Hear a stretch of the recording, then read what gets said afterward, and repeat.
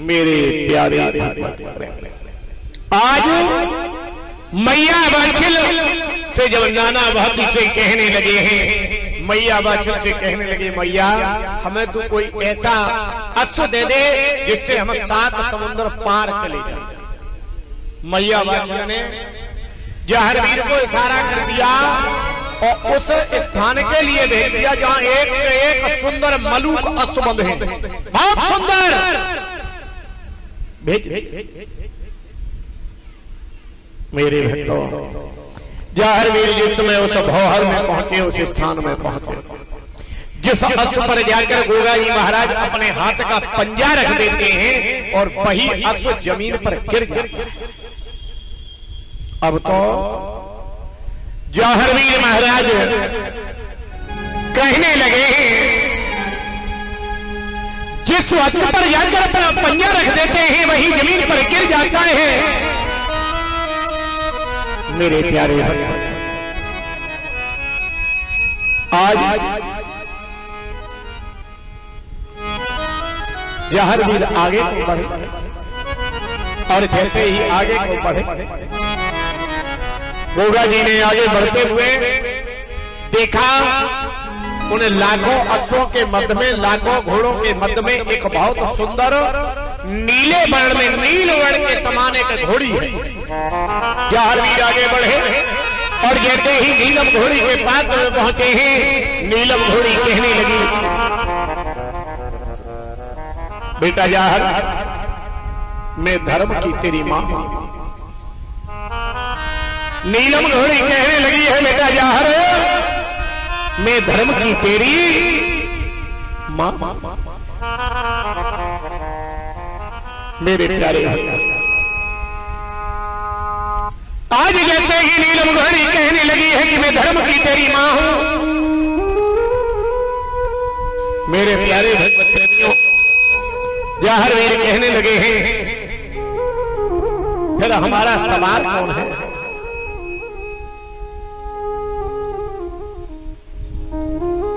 नीलम घोड़ी कहने लगी है बेटा जहर सच ये है कि मैं तेरी धर्म की मां हूं और धर्म की मौसी और तेरी मौसी भी हूं। क्यों?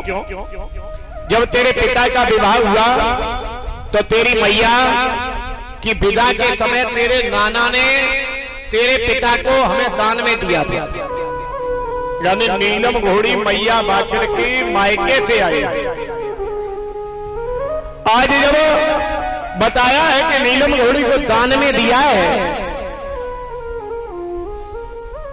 मेरे प्यारे भाई बहन प्रेमियों मैया ने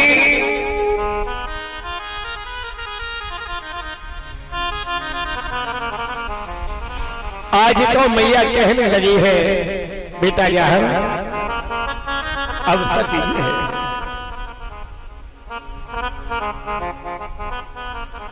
मेरे प्यारे भाई बहन आज मैया बाछिल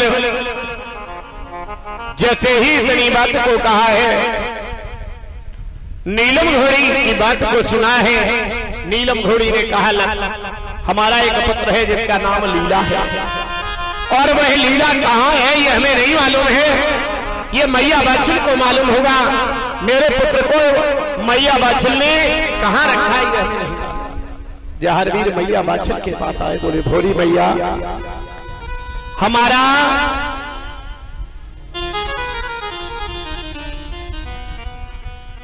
गुरु भाई कहाँ है? हे मैया हमारा गुरु भाई कहाँ है? मैया बाछिल के इतनी बातों को जैसे ही सुनो मेरे प्यारे भाई, जैसे ही इतनी बात को सुना है मैया कहने लगी है लाला सच ये है। मैया कहने लगी है लाला सच ये है कि तेरा गुरु भाई मेरे पास आए हैं। जहरवीर मैया से पूछने लगे हैं मैया कि कहां पे लीला हमारो गोरखनाथ जी महाराज की जयकारा बड़े जोर में और शोर बोल जा हरवीर महाराज की लीला घोड़ा महाराज। मेरे प्यारे भाई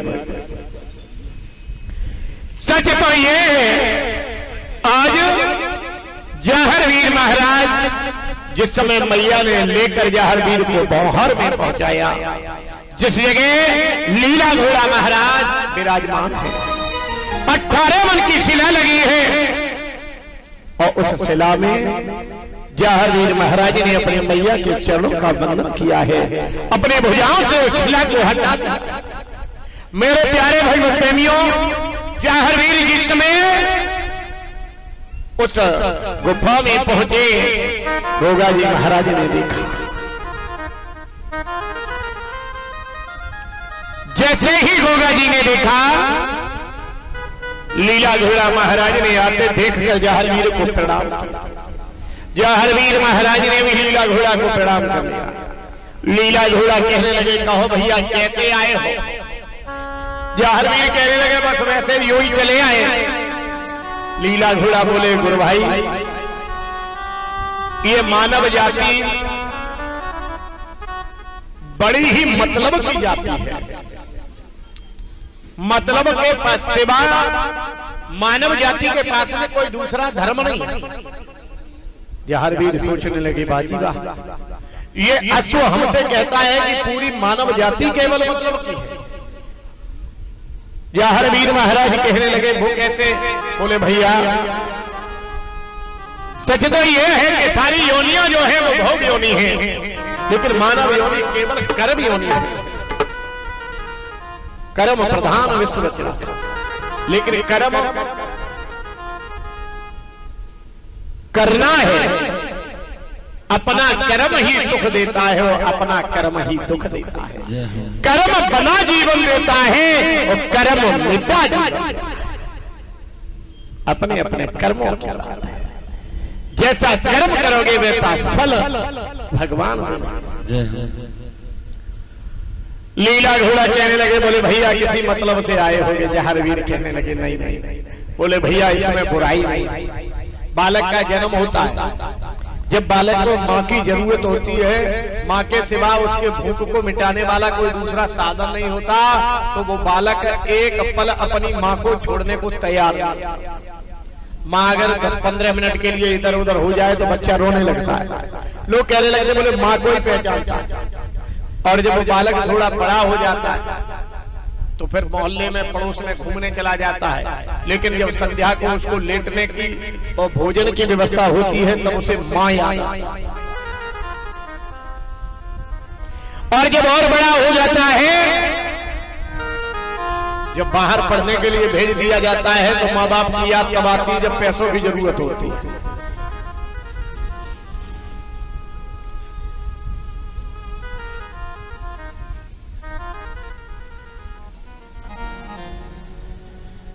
आज मेरे प्यारे भाई बहनियों,